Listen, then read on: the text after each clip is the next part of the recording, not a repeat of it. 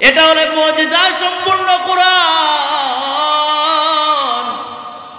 এই কোরআনটা এমন মুজিজা গো, রাসূল কাফেরদের সামনে পড়ে কাফের পর্যন্ত কোরআন শোনার জন্য পাগল হয়ে যায় গো। পাগল হইয়া রাসূলের কাছে বলে, ওগো রাসূল, আপনি হলেন সত্য নবী, আপনি হলেন আল্লাহর প্রেরিত পয়গম্বর, আপনি হলেন প্রেরিত পয়গম্বর। আপনার হাতে হাতটা রাখলাম, আমারে কালিমাটা পড়ায়া মুসলমান বানায়া দেন। আল্লাহু আকবার। আমার আপনার রাসূল পিয়ারা হাবিব মুহাম্মদ আরবি সাল্লাল্লাহু আলাইহি ওয়াসাল্লাম বলেছেন যে এটা হলো একটা জান্নাতের বাগান। কিসের বাগান? আচ্ছা বলেন দেখি, দামি জায়গার মধ্যে বসে যদি কোনো দামি শব্দ, দামি কোনো কথা বলা হয়, তাহলে সেই কথাটাও দামি হয়ে যায় কিনা? তাহলে এটা হলো দামি ময়দান, দামি জায়গা।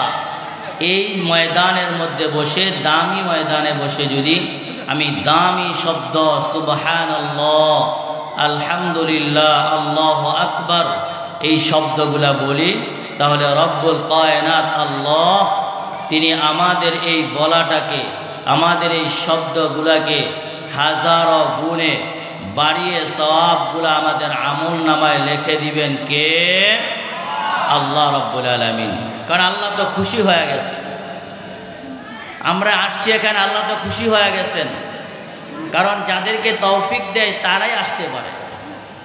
অনেকে মসজিদের সাথেই বাড়ি, মাদ্রাসার পাশেই বাড়ি, কিন্তু সে কোরআন সহি করে পড়তে পারে না, আছে নাকি নাই? মসজিদের পিছনে সামনে ডাইনে বামে বাড়ি, সে একদিনও, সপ্তাহে একদিনও মসজিদের বারান্দায় আসে না, এরকম আছে নাকি নাই? এই যে আপনাদের মসজিদ এখানে, আপনি আমার কথার সাথে মিলিয়ে দেখবেন, ডাইনে বাড়ি, পিছনে বাড়ি, সামনে বাড়ি, বামে বাড়ি যাদের আছে, এরকম মিলিয়ে দেখবেন কিছু লোক পাওয়া যাবে যারা সপ্তাহে একদিনও মসজিদে আসে না।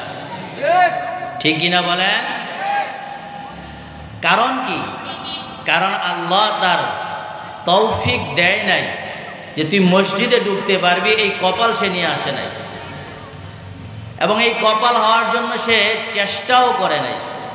কয়েক ভাই অনেক বড় লোক হয়ে গেছে, কাজ বানাইছেন তো আল্লাহ, কিন্তু তার নিজেরও চেষ্টা ছিল। কারণ চেষ্টা না করলে তো আপনি এখানে বসে যদি বলেন আমি সম্মান দিয়ে বাজারে চলে যাবো, তাহলে কি হবে? কি করতে হবে? হাঁটতে হবে, তাহলে হেঁটে হেঁটে যেতে হবে, চেষ্টা করতে হবে। তো এই কপাল যাদের, তারা কি সৌভাগ্যবান ব্যক্তি যে সপ্তাহে একদিনও মসজিদে আসতে পারে না। এরকমও সম্মান দিয়ে লাগা লোক আছে দেখবেন, তারা মাসেও একবার মসজিদে ঢুকতে পারে না। এরকমও লোক আছে শুধু মাসে না, তারা বৎসরে একবারও মসজিদে আসে না, জীবনে অজু কইরাই দেখে নাই। আছে নাকি নাই বলেন? তারা জিজ্ঞাসা করবেন অজু করে কেমনে, অজু আবার কেমনে করে, এটা তো আর জানি না, অজু কিসের আবার। এই হলো অবস্থা।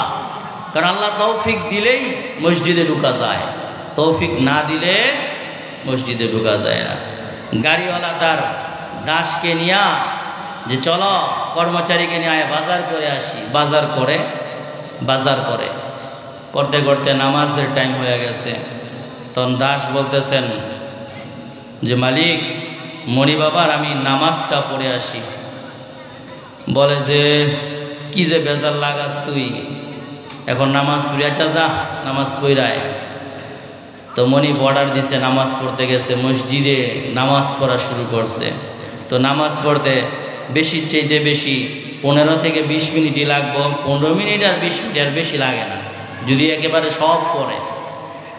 আর আমাদের যেই নামাজ, তো 15-20 মিনিট হয়ে গেছে, কিন্তু কর্মচারী তো নামাজ শেষ করে আর আসে না। এই যাও রিক্সাওয়ালা ভাই, কি হয়েছে বুঝলাম না তো, তুমি এখানে বসো, আমি আসতেছি। দেখি তো আমার কর্মচারীটা, দাসটা কি করতেছে, এখনো পর্যন্ত নামাজ পড়ে সে আসতেছে না, তার জন্য বাড়িতে যাইতে পারি না। যা দেখে অন নামাজই পড়ে। সুবহানাল্লাহ বলেন। এখনো পর্যন্ত নামাজ পড়ে। ডাক দিয়া বলেন, ও নামাজ শেষ হয়েছে, সালাম ফিরাইছে, এরপরে বসে আস। মনিব ডাক দিছে, এই বেটা, তোর নামাজ কি এখনো শেষ হয় নাই? তুই কতক্ষণ হয়ে গেছে আসছো, এখনো পর্যন্ত যাইতেছ না? দাস ডাইকা বলেন, মনিব, আমাকে তো আসতে দেওয়া হচ্ছে না। আল্লাহু আকবার বলেন। কি বলো? তুই হইলি আমার কর্মচারী, আমি হইলাম এলাকার নেতা। আমি এলাকার নেতা, আর আমার কর্মচারীকে এখানে কে ধরে রাখছে? তোর আসতে দেয় না? সাহস কার এত বড় সাহস? দাস বলে, মনিব ডাক দিয়া বলতেছেন, মনিব, আমাকে আসতে দেওয়া হচ্ছে না।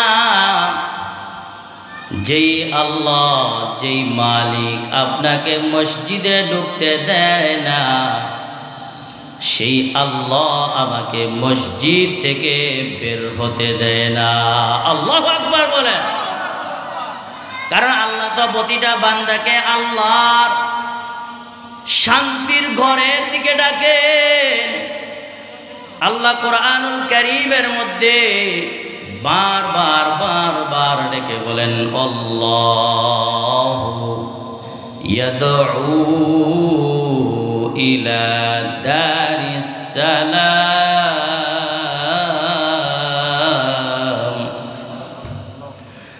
ওয়াল্লাহু ইয়াদউ ইলা দারিস সালাম।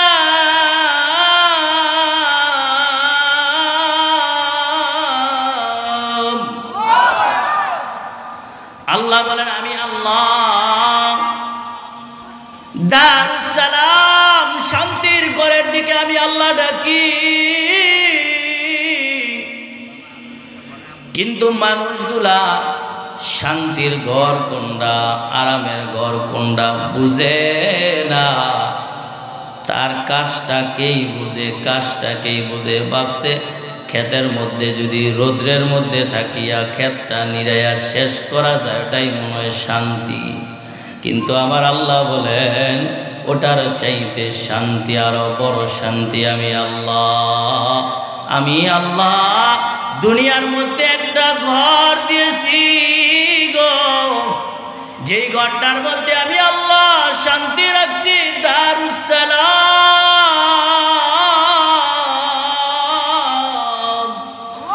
রব্বুল আলামিন বলেন, ওটা হলো শান্তির ঘর। আমি ঘরের মধ্যে ওই দরজায় ডাকি। 5 ওয়াক্ত নামাজে মানুষগুলারে, আমার বান্দা বান্দিগুলারে আমি বারবার আমি আল্লাহর কথা স্মরণ করায়া দেই। তো আল্লাহ রব্বুল আলামিন আমাদেরকে ডাকেন ভালোর পথে, আমরা যাই মন্দের পথে। তো দোষটা কার? আমার নাকি আল্লাহ? আমাদের দোষ। আল্লাহ তো আমাদের উপর প্রতিজনের নামে লেখা রাখছেন জান্নাত, কিন্তু আমরা তো বুঝি না। যাই হোক, আমার আলোচনা আসলে কোরআন নিয়ে। কোরআনুল কারীম এটা কেমন কিতাব? এই কিতাবটা দামি নাকি কম দামি? জোরে বলেন, দামি নাকি? দামি কোরআন, মর্যাদা সম্পূর্ণ একটা কিতাব। যে কিতাবটা আমার আপনার রব আল্লাহ রব্বুল আলামিন আমার আপনার নবী মুহাম্মদ আরবি সাল্লাল্লাহু আলাইহি সাল্লামের উপর নাজিল করেছেন। সুবহানাল্লাহ বলেন। এটাকে কালামুল্লাহ বলা হয়। কি বলা হয়? আমাদের এই কিতাবকে কি বলা হয়? কালামুল্লাহ। কোরআন মাজিদকে কি বলা হয়? কালামুল্লাহ। কালামুল্লাহ কেন বলা হয়? কারণ প্রতিটা নবী এরকমভাবে হযরতে আদম থেকে একেবারে আমার আপনার নবী পর্যন্ত কিতাব নাজিল হয়েছে, প্রত্যেককেই কিতাব দেওয়া হয়েছে। আমরা আপনাদেরকে বয়ান করি কোত্থেকে? কিতাব থেকে। তাহলে প্রত্যেকটা নবীকে তো পাঠাইছেন আল্লাহ উম্মতের জন্য, যে তাদেরকে বুঝাইবা। তাহলে কিভাবে বুঝাইব? এই কিতাব দিলাম, লও, এখান থেকে পরে পরে মানুষদেরকে দাওয়াত দাও। নবী মুসা আলাইহিস সালাতু ওয়াস সালামের উপর তাওরাত কিতাব নাজিল হয়েছে। আল্লাহ ডাইকা বলেন, মুসা তুর পারে আসো। নবী মুসা আলাইহিস সালাতু ওয়াস সালাম তুর পারে গেছেন। আল্লাহ ধরায় দিয়েছেন বিশাল একটা কিতাব, যাও, এটা হলো তাওরাত কিতাব, এই কিতাবটা তোমার উম্মতের কাছে লয়ে যাও, বনি ইসরাইলদেরকে এই কিতাব পড়ে পড়ে পড়ে পড়ে বুঝাইবা। জোরে বলেন সুবহানাল্লাহ। আল্লাহ কিতাব আকারে একেবারে বান্ডিল করে বানাইছে, বানাইয়া নবী মুসাকে দিয়া দিয়েছেন, যাও তোমার উম্মতের কাছে নিয়ে যাও।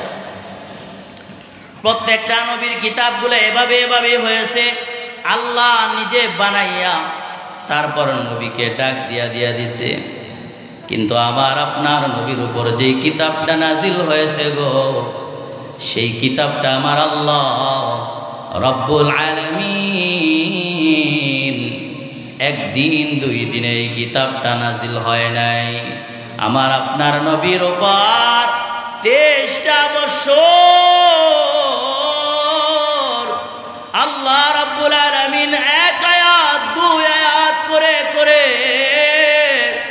বন্ধুর সাথে কথা বলছেন, ইয়া আইয়ুহাল মুদ্দাসসির কুম ফাআনজির ওয়া রাব্বাকা ফাকাব্বির ইয়া আইয়ুহাল মুযাম্মিল কুমিল লাইলা ইল্লা কলিলা। আল্লাহু আকবার বলেন।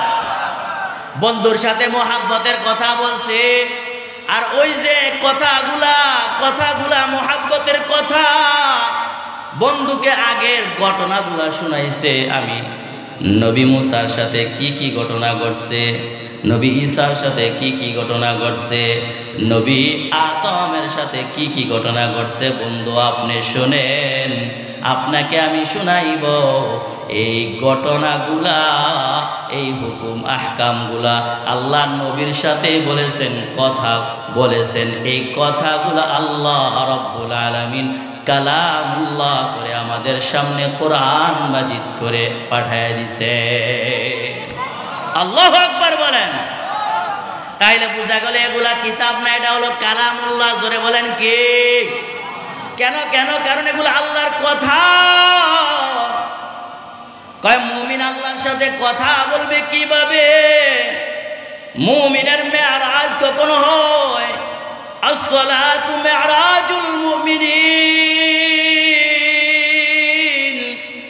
নামাজের মধ্যে মুমিন যখন দাঁড়াইয়া পড়তে থাকে আলহামদুলিল্লাহি রাব্বিল আলামিন,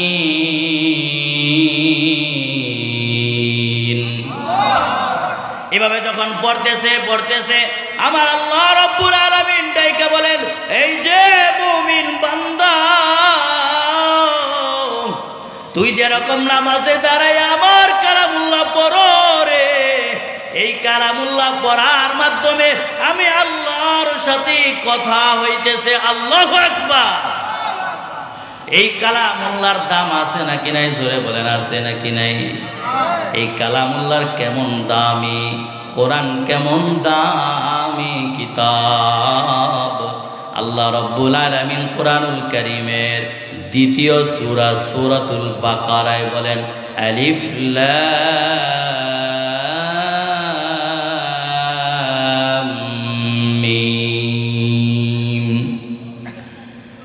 যালিকাল কিতাবু লা রাইবা ফীহি।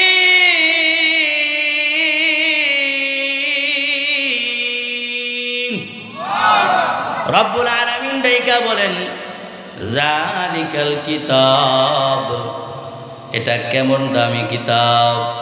বান্দা শুনে, এটা হইল ওই কিতাব, লা রাইবা ফি, যেই কিতাবটার মধ্যে কোনো ভুল নাই, ভুল থাকবে তো দূরের কথা, সন্দেহ নাই। সুবহানাল্লাহ বলে। আমরা দুনিয়ার কিতাবওয়ালাদেরকে দেখি, কিতাবটা প্রথম লেখা দে, যদি আমার কিতাবের মধ্যে লেখার মধ্যে কোনো ভুল ভ্রান্তি হয়ে থাকে তাহলে কিন্তু আপনারা আমারে মাফ করে দিয়েন, ভুলগুলা শুধরায় দিয়েন। আমার ভুল হয়েই যেতে পারে, কিন্তু আল্লাহ কোরআনুল কারীমের মধ্যে চ্যালেঞ্জ করে দিলেন, এই কোরআনটা এমন দামি কোরআন, এই কোরআনটা এমন দামি কোরআন, যেই কোরআনের মধ্যে কোনো ভুল নাই। ভুল তো থাকবে দূরের কথা, এটা কোনো সন্দেহ নাই যে ভুল হবে, এটার সন্দেহ নাই। ভুল হতে পারে এরকমটাও নাই, কারণ এটা হলো কালামুল্লাহ, এটা হলো বাল হুয়া কুরআন মাজিদ, এটা হলো কোরআন মাজিদ। এমন একটা কোরআন যেই কোরআনের মধ্যে কোনো ভুল নাই। রব্বুল আলামিন এই কোরআনের দাম বুঝাইতে গিয়ে আরেক আয়াতের মধ্যে বলেন, وَإِن كُنتُمْ فِي رَيْبٍ مِّمَّا نَزَّلْنَا عَلَى عَبْدِنَا فَأْتُوا بِسُورَةٍ مِّن مِّثْلِهِ وَادْعُوا شُهَدَاءَكُم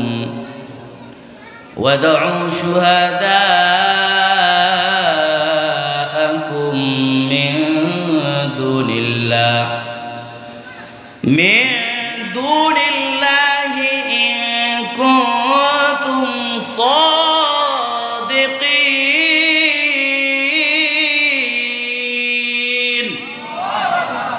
রব্বুল আলামিন ওই আয়াতের মধ্যে ডাইকা বলেন, وإن كنتم في ريب مما نزلنا, যে তোমরা কাফেররা, আয়াতের শানে নুজুল, কাফেররা বলা বলি করত এই কিতাবটা নাকি মুহাম্মদ সাল্লাল্লাহু আলাইহি সাল্লাম যেগুলা বলে এগুলো নাকি মুহাম্মদের বানানো কথা, জাদু মাখা কথা। আল্লাহ রাব্বুল আলামিন ওই ব্যক্তিদের ব্যাপারে বলেন, তোমরা যেটাকে বলতেছো, সন্দেহ পোষণ করতেছো, বানানো কথা, যে কিতাবটা আমি আল্লাহ আমার বান্দা মুহাম্মদুর রাসূলুল্লাহর উপর নাযিল করেছি, ওই কিতাবটার ব্যাপারে যে তোমরা সন্দেহ পোষণ করো, তোমাদের সন্দেহ দূর করার জন্য আমার আল্লাহ রাব্বুল আলামিন আয়াত নাযিল করছেন, ফাতু বিসূরাতিম মিন মিসলি। তোমরা যে সন্দেহ পোষণ করো এই কিতাবটা মুহাম্মদ নিজ থেকে, তার এরকমভাবে কাব্য আকারে সে নিজ থেকে বানায় বলে, নিজ থেকে নাকি এরকম বলে সে নাকি জাদুকর। আমি আল্লাহ চ্যালেঞ্জ করে দিলাম ফাতু বিসূরাতিম মিন মিসলি। আচ্ছা ঠিক আছে, তোমাদের কথা বিশ্বাস করলাম, যাও। আল্লাহ বলেন ঠিক আছে, যদি তোমরা এমনটাই ধারণা করে থাকো তাহলে তো মুহাম্মদুর রাসূলুল্লাহ, তাকে তো কোনো লেখাপড়া শেখানো হয় নাই, তিনি তো উম্মি নবী ছিলেন। তোমরা তো অনেক বড় এরকম জ্ঞানী, আবু জাহিল্লা কত বড় জ্ঞানী, উতবা সাহেবা কত বড় জ্ঞানী, এরকম তোমরা তো বড় জ্ঞানী, তোমরা তো এরকম ভাবে সব পারো, কাব্য বানাইতে পারো, কবিতা বানাইতে পারো। ঠিক আছে, তোমাদেরকে বলে দিলাম ফাতু বিসূরাতিম মিন মিসলি। আমার এই কোরআনের মধ্যে যে সূরা আছে একেবারে ছোট্ট সূরা, এই সূরার মতো করে যদি তোমরা পারো গো একটা সূরা বানায়া দেখাও, দেখি তোমরা পারো কিনা। তোমরা তো বলতেছো পারার কথা, যত তোমরা বলতেছো এগুলা মুহাম্মদ বানায়, মুহাম্মদ তো বানাইতে পারলে তোমরা আরো বেশি পারবা, কারণ তোমরা জ্ঞানী ছিলা। এজন্য আল্লাহ চ্যালেঞ্জ ছুঁড়া দিলেন, কিন্তু এই চ্যালেঞ্জের মোকাবেলায় কোনো কাফের ওই সময়ও পারে নাই, আজও পারে না। কিয়ামত পর্যন্ত কোরআনকে কোনো কিছু করতে পারবে? পারবে না। কোন কাফের, বেঈমান, নাস্তিক, মুরতাদ যারাই বলে কোরআনে এই আয়াতটা আল্লাহ এটা কেন বলল, এটা কেন বলল, যারা এরকমটা বলে, কিন্তু চ্যালেঞ্জ আল্লাহ তো ওই জামানায়ও সুইরা দিছে নবীর যুগে, যে দেখি তোমরা বলো দেখি তাহলে এটার জায়গায় কি হইতো, যদি তোমরা পারো তাহলে একটা আয়াত বানায়া সামনে নিয়ে আসো, দেখি তোমাদের কেমন জ্ঞান, দেখি তোমাদের কেমন বুদ্ধি দিয়া তোমরা কোনো আয়াত বানাইতে পারো কিনা। কেউ পারছে বলেন? কেউ পারে নাই, ওই সময় পারে নাই, আজও কেউ পারে না। কিয়ামত পর্যন্ত এই কোরআনের ভুল কেউ ধরতে পারবে না। কোনো নাস্তিক, মুরতাদ যারাই আসুক না কেন, কেউ এই কোরআনকে নিয়ে যারাই কটূক্তি করে, যারাই বলে আল্লাহ এরকম কেন বলল, এরকম কেন বলল, তারা কখনোই, তারা এরকম বলা পর্যন্তই শেষ, কিন্তু কোরআনের ভুল কেউ ধরতে পারে। কারণ এই কোরআন তো দামি কোরআন। এই কোরআন কার কথা বলেন? কার কথা? আল্লাহর কথা। এটার ভুল ধরবে কিভাবে? এরকম যে হবে এই দুনিয়ায়, এই জামানায় যে এরকম হবে, এই কথা আল্লাহ আগেই তো বলে দিয়েছে। কারণ এই কোরআন তো একটা মুজিজা সম্পূর্ণ কিতাব, মুজিজা সম্পূর্ণ কিতাব, যে কিতাব পড়লে পরে কাফের পর্যন্ত মুসলমান হয়ে যায়। আল্লাহু আকবার বলেন। এই কিতাব তোমরা ভুল ধরতে পারবে না, এটা আল্লাহ নিজে ওই সময় বলে দিয়েছেন, ফাইল্লাম তাফআলু ওয়া লান তাফআলু, তোমরা পারবা না, ওয়া লান তাফআলু, আরে কিছুতেই পারবা না, পারবা না তো পারবা না, কিছুতেই পারবা না। আল্লাহ বলেন ফাত্তাকুন নারাল্লাতী, আল্লাহ রাব্বুল আলামিন বলেন তোমরা তো পারবা না, কিছুতেই পারবা না। যদি ভালো হতে চাও তাহলে আমি রব্বুল আলামিনের জাহান্নামের আযাবকে ভয় করো। ফাত্তাকুন নার, জাহান্নামের আগুন কোন আগুন? আল্লাতী ওয়াকুদুহান নাসু ওয়াল হিজারা, যেই জাহান্নামের আগুনটাকে, যেটার জ্বালানি হবে মানুষ আর পাথর, এই মানুষ আর পাথর দিয়া যেই জাহান্নামের আগুন জ্বালানো হবে, সেই জাহান্নামের আগুনকে তোমরা ভয় করো। যদি ভয় করো তাহলেই পাইসা গেলা, কারণ এটা আমি আল্লাহ জাহান্নামকে বানাইছি উইদ্দাত লিল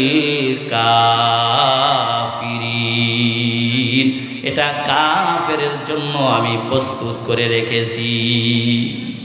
এটা কাফেরের জন্য আল্লাহ বানাইছেন, আমাদের জন্য কিন্তু আল্লাহ জাহান্নাম বানায় নাই, কারণ আমরা তো মুমিন। এখন যদি আপনি মুমিন হওয়ার পরেও গুনাহ করেন, আল্লাহ এত বারবার ডাকার পরে, আল্লাহ রাব্বুল আলামিন সহজ সরল পথ সিরাতে মুস্তাকিম দেখানোর পরে, এরপরও যদি আপনি গুনার কাজে যান, অন্য রাস্তায় চলে যান, তাহলে তো আপনার জন্য শাস্তি অবশ্যই আছে। কারণ আল্লাহ তো আপনাকে সমস্ত পথ দেখাই দিয়েছেন, এই পথে গেলে জান্নাত, এই পথে গেলে জাহান্নাম। ফারিকুম ফিল জান্নাহ,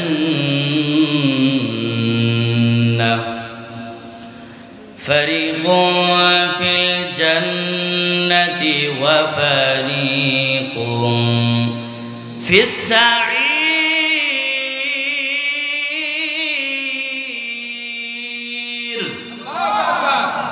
কারণ আল্লাহ দুইটা পথ দেখাই দিয়েছেন। এই কোরআন যে দামি, আরেকটা দলিল আল্লাহ রাব্বুল আলামিন কোরআনুল কারীমের মধ্যে বলেন, ওয়া নুনাজ্জিলু মিনাল কুরআনি মা হুয়া শিফাউন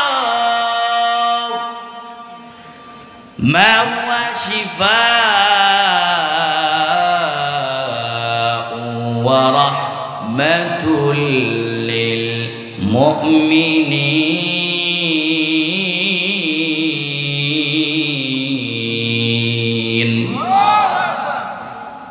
আমরা বলি হুজুর গ্লাস নিয়ে আসি, পানি নিয়ে আসি, বোতল দিয়ে পানি নিয়ে আসি। মাদ্রাসার বড় হুজুর মাওলানা জাকির সাহেবের কাছে আসি, আশা করি হুজুর একটু পানি ভরা দেন। বলি কি বলি না? কয় কি কারণে? কয় হুজুর বাচ্চাটা কান্না করে, বাচ্চাটার পেট ব্যথা, বাচ্চার মার পেট ব্যথা, মাথা ব্যথা। বলি কি বলি না? তাইলে হুজুরের কাছে পানি নিয়ে আসি। পানি নিয়ে আসলে হুজুর কি জানি পরে পরে পরে পরে ফু দিয়া দেয়, এরকম একটা দুইটা তিনটা ফু দেয়। ফু দিয়া পানিটা চাইরা দেয়, বলে যে খাওয়ান, ইনশাআল্লাহ ভালো করে দিবেন কে? আরে আরো জোরে বলেন কে ভালো করে দিবেন? আল্লাহ। তাহলে এটা কোন জায়গা থেকে শিখলাম? আল্লাহ বলেন অনুনাজ্জিলু মিনাল কোরআন, এই কোরআনটা আমি নাজিল করেছি যা নাকি শিফা,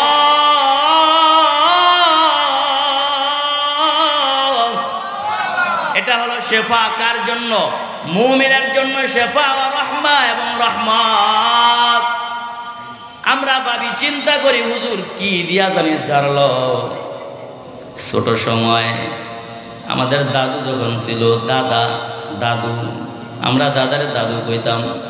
তো দাদুর কাছে বলি, দাদু আমাদের মাথা ব্যথা করে, অথবা এখানে ব্যথা পাইছি, এমনি বলতাম, ছোট মানুষ ঢং কইরা বলতাম, বাহানা কইরা বলতাম। দাদু কয় দিকে আয় যাইরা দেই, তোর একটু জার ফুক কইরা দেই। দাদু দুষ্টামি করত। তো তিনি বলতো আগার যারা বগার যারা হিচ্ছা আগে সরা সরা মুরগা আগে দই, এমন যারা যাইরা দিলাম, আমার যারা সে একটা বাড়ি মেরে কইতো ঠিক হয়েছে, তার কথা ঠিক হয়ে গেছে, বললাম ঠিক হয়ে গেছে। তো এরম একটা ভাব নিত যে বলতে হইতো হ্যাঁ ঠিক হয়ে গেছে। তো হুজুর কিন্তু এগুলা বইরা জানে না। হুজুর পরে আল কোরআন, কোরআনুল কারীমের মধ্যে আল্লাহ একটা সূরা নাযিল করেছেন, সূরাতুশ শিফা। আমরা জানি না সূরাতুশ শিফা কোনটা? আরে সূরাতুশ শিফা মানে সূরাতুল ফাতিহা, আলহামদুলিল্লাহি রাব্বিল আলামিন। এরকম কোন বান্দা আসেননি, সৌভাগ্যবান বান্দা আছে নাকি সূরা ফাতিহা পারে না? হাত তোলেন দেখি, কেউ আছেন এরকম? সূরা ফাতিহা পারেন না এরকম আছেন নাকি? সূরা ফাতিহা আলহামদুলিল্লাহ পারেন না? কেউ হুশ হারাই হাত তুলে ফেলছে, আল্লাহ মাফ করো। তাহলে সূরা ফাতিহা পারে, তাহলে এরকম সৌভাগ্যবান ব্যক্তি নাই যারা সূরা ফাতিহা পারে না। এটা কি সৌভাগ্যবান নাকি? না, সৌভাগ্যবান না, পোড়া কপাইল্লা যে সূরা ফাতিহা এখনো পারে না। এত বড় বিশাল মাদ্রাসা, সম্মানদি মাদ্রাসা, মাশাআল্লাহ, কত ছাত্র হাফেজে কোরআন হয়ে বের হচ্ছে। এই যে হাফেজ ছাত্রদের পাগড়ি প্রদান উপলক্ষে আজকের ওয়াজ, প্রতি বছর পাগড়ি প্রদান করা হয়। আপনারা এত বড় এক নিয়ামত পাইয়া যদি এলাকার মানুষ সূরাগুলা সহি করতে না পারেন, তাহলে আপনাদের মতো পোড়া কপাইল্লা আর মনে হয় নাই। না চান কপাইল্লা? পোড়া কপাইল্লা। এই পোড়া কপাইল্লার মানুষ হবে না। মাদ্রাসায় আসবেন, হুজুরে বলবেন হুজুর আমি সূরা গিলাস ঠিক করব, একটা ছাত্র দিয়া দেন। হুজুর দেখবেন একটা ছাত্র দিয়া দিছে, ঠিক আছে, এই যাও ওনাকে সূরা ফাতিহাটা সঠিক করাও, সহিভাবে পড়াও। বেশিরা মাত্র সূরা ফাতিহা নিয়ে যদি 5টা সূরা ঠিকভাবে পড়া যায়, তাহলে আপনার পুরা জিন্দেগিটার মধ্যে আপনি 5 ওয়াক্ত নামাজ সহিভাবে পড়ে যেতে পারবেন। ঠিক কিনা বলেন? 5টা সূরা ফাতিহা নিয়ে, কারণ চার রাকাত নামাজে 4টা সূরা মিলাইতে হয়, আর সব রাকাতে তো সূরা ফাতিহাই। সূরা ফাতিহা নিয়ে খুব সুন্দর বয়ান আছে, তো সেই বয়ান তো এখন করব না। তাইলে সূরাতুশ শিফা, সূরাতুল ফাতিহা, এটা যদি আপনিও বিশ্বাসের সাথে আস্থার সাথে সহিভাবে পড়ে 7 বার পরে পানির মধ্যে ফু দিয়া নেন, আর যদি আস্থা রাখেন আল্লাহ আপনি আমাকে সুস্থ করবেন, আল্লাহ সুস্থ করে দিবেন। কে সুস্থ করবেন? হুজুর তাইলে আর ডাক্তারের কাছে যাব কি করতে? 700 টাকা 1000 টাকা ভিজিট দিয়া, ঠিক না? না, এটাও যাইতে হবে, এটা তো সুন্নত। রাসূল বলছেন কি ওষুধ খাওয়া সুন্নত বলছে না? রোগের জন্য আপনার ওষুধ খেতে হবে। কিন্তু প্রাথমিক চিকিৎসা আপনার হবে কোরআন দিয়া।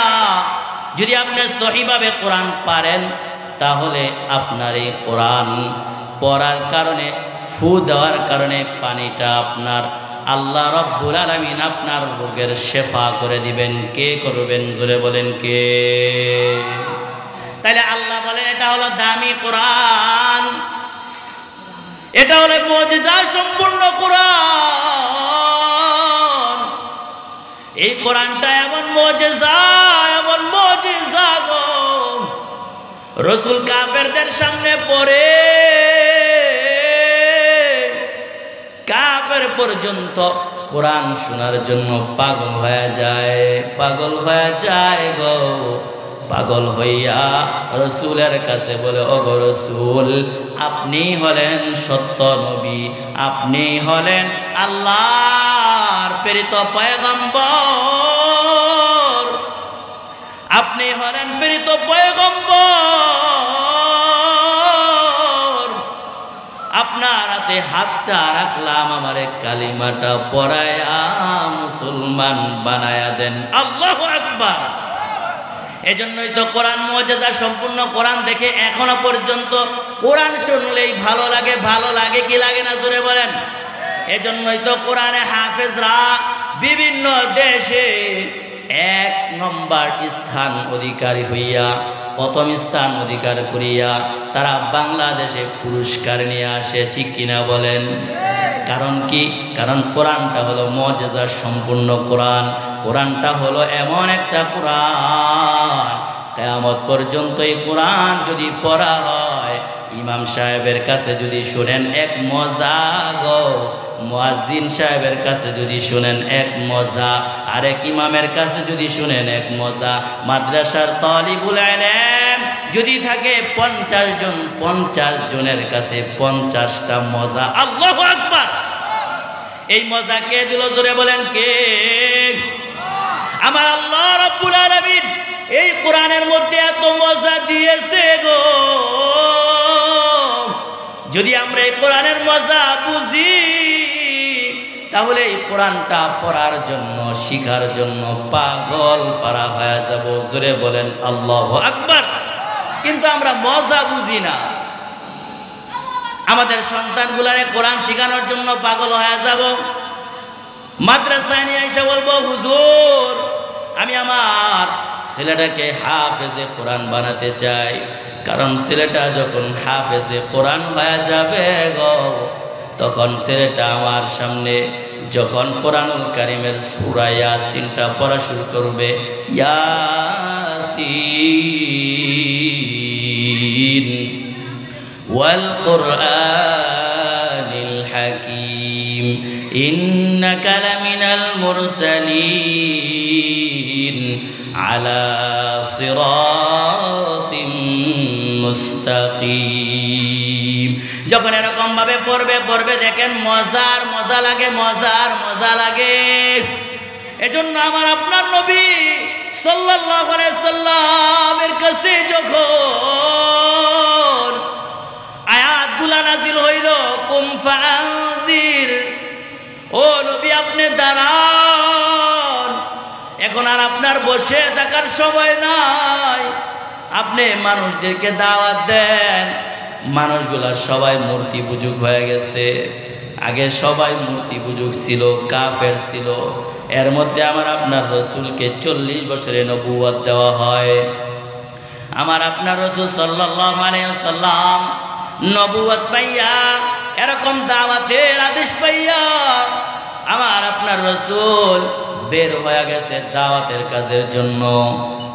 চাচা আবু লাহাবরে দাওয়াত দেয়, আবু জাহিল্লারে দাওয়াত দেয়, উতবা সাহেবারে দাওয়াত দেয়। যেদিন থেকে দাওয়াতের কাজ শুরু করলো, সেদিন ওই মুহাম্মদুর রাসূলুল্লাহ সবার কাছে শত্রু হয়ে গেল। এজন্য দেখবেন মসজিদের খতিবে যখন জুমার দিন হক কথা বলে, যখন নাকি এরকমভাবে সত্য কথাটা বলে দেয়, কিছু লোক আছে তাদের গায়ের মধ্যে চুলকানি শুরু হয়ে যায়। ঠিক কিনা বলেন? ওই লোকগুলো এরকম বিরোধিতা করতে থাকে। কমিটির কাছে বলে, ও কমিটি, ও সভাপতি, এই মাওলানা চলবে না। সে দেখি সুদের বিরুদ্ধে কথা কয়, ঘুষের বিরুদ্ধে কথা কয়, সে দেখি এরকমভাবে বাবার বিরুদ্ধে কথা কয়, সে দেখি এরকমভাবে গাছার বিরুদ্ধে কথা কয়। চিপায় চাপায় যুবক বৃদ্ধ গিয়া গিয়া গাছা বাবা আড্ডা বসায়। এই আড্ডার কথা যখন বলে দেয় তখন হুজুরের বিরুদ্ধে লেগে যাওয়ার মতো লোক আপনাদের এলাকায় আছে নাকি নাই? জোরে আওয়াজ দিয়া কন আছে। আরে আছে নাকি বলেন? শুধু আপনাদের এলাকায় নাই, পুরা বাংলাদেশের অবস্থাই খারাপ। চিপায় চাপায় তাকায় দেখি যুবক, আবার তাকায় দেখি কিছু কিছু দাড়ি পাকা মুরব্বিও দেখা যায়। আছে নাকি নাই? আল্লাহ মাফ করো, সবাই বলে আমিন। আচ্ছা বাবা বলো দেখি, গাঁজা আর বাবা খাইয়া কোনো লাভ আছে নাকি নাই? আছে? কোনো লাভ নাই। নিজের জীবন শেষ, যৌবন শেষ। হে যুবক, তুমি গাজার পুটলা হাতে নিয়া এরকম ভাবে চোখে পাথরে দৌড়াও, কি লাভ? কোনো লাভ নাই। তুমি তো একদিন পাত্র হইবা, তোমার তো একদিন বিবি লাগবে। যখন তোমার জন্য মেয়ে দেখতে যাবে, বলবে ছেলেটা কি করে, বলবে এরকম এরকম ভালো কোনো কাজ করে। ওই এলাকার মানুষ যখন খবর নিতে আসবে, দোকানপাটে জিজ্ঞাসা করবে, বলে যে ঠিক আছে, ভালো একটা ছেলে পাইছেন, যেই ছেলেটা চোখের মধ্যে বসে বসে সারাদিন গাঁজা টানে। ঠিক কিনা বলেন? তাহলে কোনো লাভ আছে নাকি নাই? কোনো লাভ নাই, কোনো লাভ নাই। জীবন শেষ, যৌবন শেষ। আর বৃদ্ধ বাবাজি কিছু কি জানি টেনশন করে জানি না, তারাও দেখি এরকম তাদের সাথে ঘুরে। আল্লাহ তুমি আমাদের সকলকে মাফ করো, আমিন বলেন। আরে আরো জোরে বলেন আমিন। আচ্ছা মনে হয় আপনাদের এলাকার মধ্যে নাই, রাগমাগ কইরেন না আমার সাথে। আমি অন্য এলাকার কথা বলছি। অন্য এলাকার মধ্যে এরকম বৃদ্ধদের কেউ দেখা যায়, এজন্য এটা বলছি, আপনাদের এলাকার মানুষদেরকে বলি নাই। আল্লাহ আপনি আমাদের সবাইকে মাফ করে দেন, সবাই বলি আমিন। তো রাসূলুল্লাহ সাল্লাল্লাহু আলাইহি সাল্লাম যখন হকের কথা বলে, মূর্তি পূজার বিরুদ্ধে কথা বলে, লাত উজ্জা নামে মূর্তি ছিল, সেগুলার বিরুদ্ধে কথা বলা শুরু হয়েছে। ওই সময় আমার আপনার রাসূলুল্লাহ সাল্লাল্লাহু আলাইহি সাল্লামের বিরুদ্ধে সমস্ত মক্কার কাফেরগুলা তার বিরুদ্ধে লেগে গেছে। তারা চিন্তায় পড়ে গেল, মুহাম্মদ দেখি আঙ্গ কোমর ফাঁস করে দেয়। এগুলা কি বলতেছে? মুহাম্মদ আঙ্গ বাবা দাদার ধর্মের বিরুদ্ধে কথা কয়। মুহাম্মদ দেখি লাত উজ্জা আমাদের এত সম্মানিত মূর্তির বিরুদ্ধে কথা কয়। এই মুহাম্মদ কি শুরু করলো? তাদের একটা পরামর্শগার ছিল, একটা গড় ছিল যেখানে পরামর্শ বসত কাফেরেরা। দারুন নদওয়া নামক পরামর্শগারের মধ্যে বৈশা বৈশা পরামর্শ শুরু করলো, কি করা যায়, কি করা যায়। মুহাম্মদ সাল্লাল্লাহু আলাইহি সাল্লামকে কি করা যায়? একজন পরামর্শ দেয়, এই মুহাম্মদকে মেরে ফেলা দরকার। নাউজুবিল্লাহ বলেন, আরো জোরে বলেন নাউজুবিল্লাহ। আরেক দল কয়, ওই বেটা মুহাম্মদ রে মারবি, হাশিমি বংশ রে, মুত্তালিবি বংশ, এত জোরদার বংশ, খবর কিন্তু লয়া ছাড়ব, এই কথা ভুলেও বলিস না, মুহাম্মদকে মারা যাবে না। কয় তাহলে কি করা যায়? কয় মুহাম্মদকে পরামর্শ দাও। কয় কে পরামর্শ দিবে মুহাম্মদকে? কথার পেছে কে ফালাইবে? কয় মুহাম্মদকে কথার পেছে ফালানোর জন্য আমরা একটা পরামর্শ করি, আয় দেখি কে রকম আমাদের মধ্যে চালু আছে, পণ্ডিত আছে, যে নাকি পরামর্শ দিতে পারবে, ভালো মুহাম্মদকে বুঝাইতে পারবে, বুঝায়া শোনায়া আমাদের ধর্মে ফিরাইয়া নিয়ে আসবে। মুহাম্মদুর রাসূলুল্লাহ সাল্লাল্লাহু আলাইহি ওয়াসাল্লামকে বুঝানোর জন্য তারা নির্দিষ্ট করলো, সিলেক্ট করলো উতবা ইবনে রাবিয়া নামক এক কাফেরকে। কয় উতবা অনেক পণ্ডিত, তার এত বুদ্ধি, তার মাথার মধ্যে এত বুদ্ধি, কথার মধ্যে এত জাদু, মুহাম্মদকে জাদু ফালায় দিবে, জাদুর মাখা কথা বলিয়া মুহাম্মদকে আকর্ষণ করায় আমার ধর্মে নিয়ে আসবে। নাউজুবিল্লাহ বলেন। উতবা ইবনে রাবিয়াকে পাঠাইলো, যাও, এই উতবা, তুমি কথা আগে কিভাবে শুরু করবা? তুমি যদি মুহাম্মদকে আমাদের ধর্মে নিয়ে আসতে পারো, তোমার জন্য মোটা, বুঝেন নাই, মোটা অঙ্কের কিছু আছে। এজন্য দেখবেন মোটা অঙ্কের কিছু দিয়া দিয়া কিছু আলেমদেরকেও কিনা ফেলে, তারা হক কথা বলে না, কারণ মোটা অঙ্কের দিছে, আছে নাকি নাই? এরকম বহু আছে, কারণ মোটা অঙ্কের দিলে তারা সব বইলা যায়। না না, এটা করা যাবে না, কারণ আল্লাহ বলছেন হকের কথা বলার জন্য। কে বলেছেন? আর আওয়াজ দিয়া বলেন কে? রব্বুল আলামিন। এরকম ভাবে যাই হোক, উতবা তিনি এরকম ভাবে সুন্দরভাবে মুহাম্মদুর রাসূলুল্লাহর কাছে গেছে।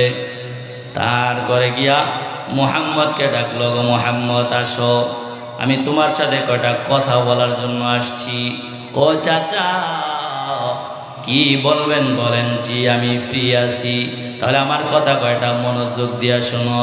চাচা গো, ও বাতিজা, তুমি কি চাও? মুহাম্মদ বলো দেখি, তুমি কি নতুন ধর্মের আবির্ভাব নিয়ে আসছো? নতুন ধর্মের কথা বলছো, বুঝি না, এমন কি কথা বলো? ও মুহাম্মদ, তুমি কি আসলে এটা চাও নাকি অন্য কিছু চাও? তুমি এরকম ভাবে যদি বলো, ও চাচা, আমি তোমাদের কাছ থেকে সম্পদ চাই, তাহলে তোমাকে আমরা পুরা বিশাল সম্পদশালী বানায় দেব, পুরা মক্কার বড় ধনী বানায় দেব। তুমি কি এটা চাও? নাকি তুমি সম্মান চাও? নাকি তুমি রাজত্ব চাও? যদি বলো মক্কার রাজত্ব চাই, তাহলে আমরা তোমাকে রাজা বানায় দেব, সবাই তোমার প্রজা হয়ে ঘুরবো। তুমি যা বলো তা আমি শুনবো, আমরা সবাই শুনবো, পুরা মক্কার মানুষগুলা শুনবে। তুমি কি চাও? মুহাম্মদুর রাসূলুল্লাহকে এরকম অফার দিতেছে। মুহাম্মদুর রাসূলুল্লাহকে আরো বলতেছেন, ও বাতিজা, তুমি এরকম ভাবে আরো কি চাও? যদি এগুলা চাও তাহলে বলো, নাইলে কেন তুমি নতুন ধর্মের কথা বলো? মানুষদেরকে কেন পেছের মধ্যে ফালাও? আমাদের বাপ দাদার ধর্মকে কেন তুমি এরকম ভাবে অসম্মানী করতেছো, অমর্যাদা করতেছো? মুহাম্মদুর রাসূলুল্লাহ বলেন, চাচা আপনার কথা কি হয়েছে? কয়, হ্যাঁ আমার কথা হয়েছে। ও চাচা, তাহলে আমার কথা শুনুন। ও চাচা, আমি আসলে কোনো কিছুই না। আমি যেই কথাগুলো আপনি বলছেন, সম্পদের কথা বলছেন, সম্মানের কথা বলছেন, আমি যদি আল্লাহর কাছে চাই, সব কিছু আল্লাহ আমাকে দেয়া দিবে। কিন্তু না গো চাচা, না, আপনারা যেই পথে আছেন অবশ্যই এই পথটা ভুল পথ। এই পথটা আল্লাহর পথ না, রাসূলের পথ না। এই যে মূর্তির ইবাদত করেন, এই মূর্তিগুলা তো কিছুই করতে পারে না, কারণ এই মূর্তিগুলা খুব মাত্র একেবারে পাথরের। এখন তো মাটি দা বানায়, সময় পাথরেরও ছিল। আল্লাহ রাসূল বলেন এই মূর্তি তো কিছুই করতে পারে না। তো আমাদের দেশে আমরা দেখি মাটি দিয়া বানায়, পিছনে একটা বাঁশ দেয়, বাঁশ দেয় কি দেয় না? বাঁশ একটা দিয়া মাটি দিয়া বানায়। কয়েকদিন সামনে কান্দাকাটি কইরা, এমন কান্নাকাটি করে, মনের মতো কান্নাকাটি কইরা ওই খুঁজতে থাকে পাশে কোনো খাল আসেনি, বিল আসেনি, পাশে কোনো নদী আসেনি, এরকম খুঁজে। ভাই কেন এগুলা খুঁজতেছেন? কয়, আমগো মারে, আমগো খোদারে এই পানির মধ্যে জনমের মতো সুবামু আছে নাকি নাই? কয় খোদারে জনমের মতো সুবামু। হায় হায়, কি বলেন? এতদিন এটার সামনে কান্না করলেন, এত চাওয়া চাইলেন, এখন আবার জনমের মতো চুবাইবেন, এটা আবার কেমন খোদা, এটা আবার কেমন খোদা। একজনে আজকে ফেসবুকের মধ্যে একটা পোস্টে দেখছে, একজনে লেখছে চন্ময় কৃষ্ণ, ওই যে ইসকনের সে তাকে যে গ্রেফতার করা হয়েছে, তো সে এরকমভাবে গাড়ি থেকে সবাইকে হিন্দুদেরকে বলতেছে আমার জন্য এরকমভাবে, তারা তো দোয়া বলে না, কি জানি বলে তারা, আশীর্বাদ করো, আমার জন্য আশীর্বাদ করবা, এরকমভাবে তোমরা সব সময় পাশে থাকবা, আমাকে বাঁচাইবা, আমাকে বাঁচানোর জন্য এরকমভাবে তোমরা উকিল ধরবা, এরকম এগুলা বইলা দিতেছে। তো একজনে ফেসবুকে লেখছে আরে হ্যাঁ না তাগো প্রভু, এত তাগো প্রভু হিন্দুদের প্রভু নাকি? তাহলে প্রভু আবার তার বান্দাদের কাছে সাহায্য চায়, এটা আবার কেমন প্রভু, এটা আবার কেমন প্রভু? প্রভু আবার বান্দাদের কাছে সাহায্য চায়, বাঁচাইতে চায়, হেরা তো আবার মরণ আছে, হেরা আবার মরণ আছে, সে আবার কেমনে প্রভু হয়? কিন্তু আমার আপনার আল্লাহ, আল্লাহু লা ইলাহা ইল্লা হুয়াল হাইয়ুল কাইয়্যুম।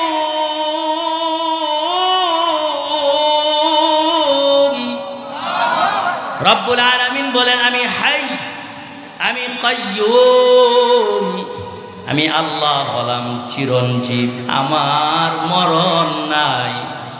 শুধু মরণ না, লা তাখুযুহু সিনাতুন ওয়ালা নাওম, আমি আল্লাহর ঘুমও নাই, আমি আল্লাহর জিমানিও নাই। আল্লাহু আকবার। আল্লাহ হলেন এমন একজন মাওলা, আমার মাওলা এমন একজন আল্লাহ, এটাই রাসূল বুঝাইতেছেন। ও চাচা, কার কাছে গিয়ে ইবাদত করেন? ঠিক আছে, আমার কথা যত বুঝেন না, তাহলে আল্লাহর কোরআন দিয়া বুঝেন। আল্লাহর নবী সাল্লাল্লাহু আলাইহি সাল্লাম পড়া শুরু করলেন, হামিম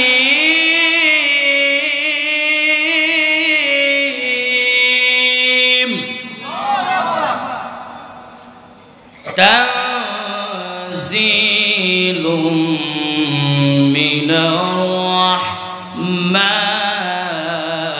রাহমানির রাহিম।